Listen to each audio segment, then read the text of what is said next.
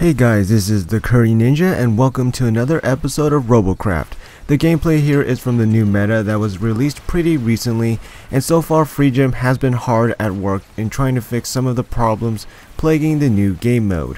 Personally though, I really do enjoy the new meta, even with all the bugs and balance issues, and I would even go as far as to say I had more fun in this new game mode than I ever did in classical mode when I first played Robocraft. And in other news, yes, we have broken the 100 subscribers milestone not long after we reached 60 subscribers, and thank you guys so much for supporting this channel. It really does mean a lot, and as a little celebration, I will be working on a special build tutorial / showcase. As a matter of fact, I will be showing off this new vehicle later on in the video, and I don't think you guys will be disappointed at all. And just as I shred away those electric plates really easily. Easy peasy lemon squeezy, am I right guys?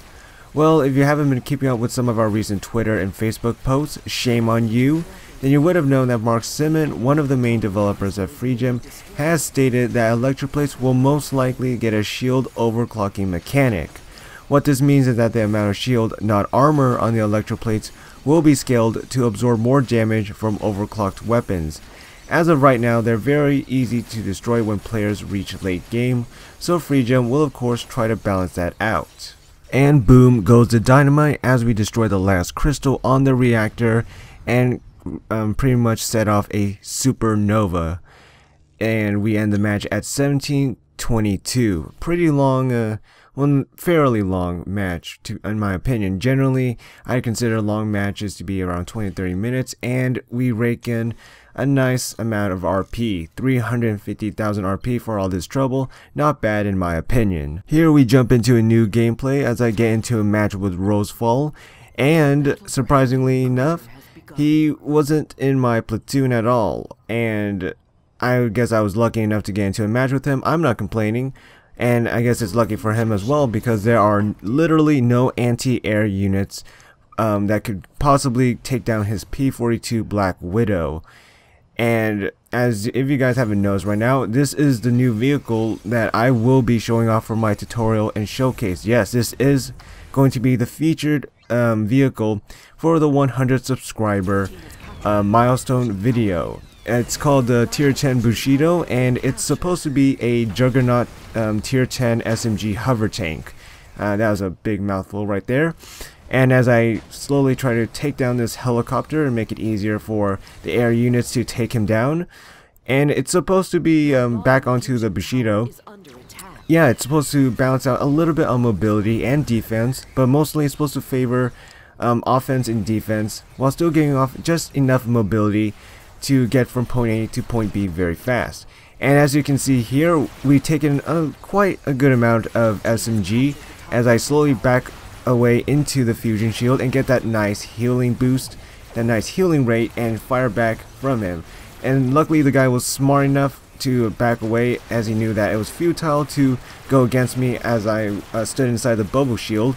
And as the table turned around, as suddenly 4 enemy infantries show up out of nowhere. I don't know where they came from, but the guy must be pretty lucky at that moment, because if it was a 1v1, I think I would have been able to beat him just purely on the amount of damage I've been able to dish at him so far. And now I'm thinking to myself, holy crap, I'm going to die. There are 3 enemies, 2 medics, 1 SMG, but luckily my medic came up from right behind me and saved my life as he slowly drills through the SMG tank guy. And as I take away, actually not take down those 2 mechs, but take down the SMG guy, get my little revenge, and try to take down this medic, get a little extra overclocking boost, but realize I get hit behind by an enemy cockroach who tries to hit me with his Tesla blade, but fails because I was able to knock out one of them before it hit me.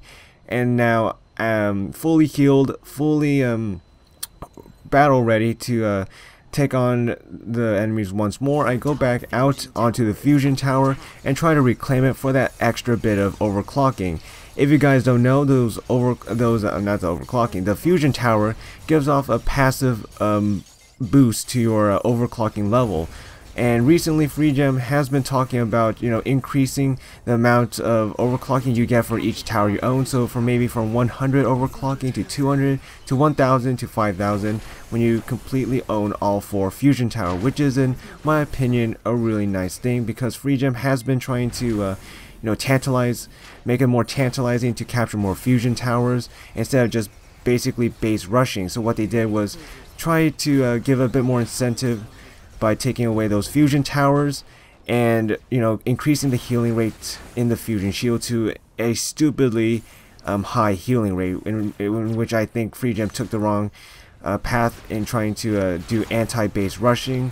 As I take down this helicopter and try to finish him off, and unknowingly a medic spawns underneath me, and I didn't know that he did until he started to hit me, but I was able to go down at his level and finish this guy off, and try to end off with a triple kill as Rosefall steal my quadruple kill. And of course he has to be the party pooper to all of this, because apparently he doesn't want me to get my quadruple kill. But hey, I'm not complaining, because my team has finally realized that, well, hey, we have like this entire momentum. Let's push into the shield and try to knock off as much health as possible, and that's what we did. And again, as this little cockroach plasma tries to get underneath me and kill me, but I don't know why he didn't fire. Maybe his plasma was still reloading, and oh no, I get hit by this SMG tank again, who wants revenge, but unfortunately for him, he is massively outnumbered and outclassed, as my overclocking level is level 9 and he is only level 3, which makes a huge difference in a 1v1 match and maybe even a 2v1 match. And I had to skip a bit of gameplay here because my video recorder began to stutter a bit. But it doesn't seem to matter as much, as we win the match in the end and end the game with 5 minutes on the clock, no death, and another lucrative amount of RP. Hope you guys enjoyed this little gameplay I put together, doing something different besides just guides and tutorials. Leave a like and subscribe if you haven't, and I will see all of you later. This is the Curry Ninja.